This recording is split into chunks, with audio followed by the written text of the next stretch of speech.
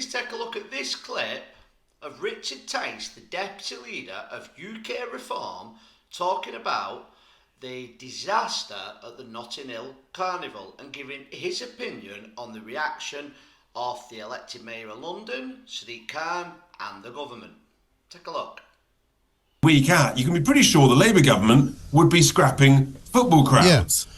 That's the reality. Well, Sadiq Khan, the Mayor of London, managed to put a statement out which didn't even mention the two words Notting Hill. I mean, the whole thing beggars belief. We've got the tragedy of 2 deaths, multiple other stabbings, multiple assaults on emergency workers, ambulance crews, police officers, hundreds and hundreds of arrests. The damage in and around the area, excuse me, I mean, it just beggars belief. Yeah. Why did we let this carnival carnage, carry on? Yeah, we've got to be brave enough to say enough is enough.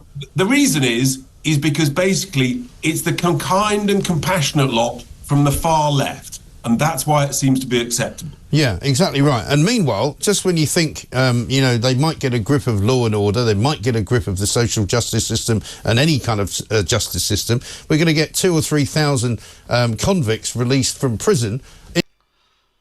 And there we see Richard Tice not holding back at all and making some very, very brass claims. He claims that Sadiq Khan is too scared to name the place that this happened because the goers to this carnival are on the left of the political spectrum, and that the government won't react to this event or do much about it because it's more likely their supporters. And obviously I'm paraphrasing Richard Tice here, and that the reaction we will see is nothing impaired to when we see those more on the right with the protests and riots over immigration, the reaction we see to them by the police and by the government.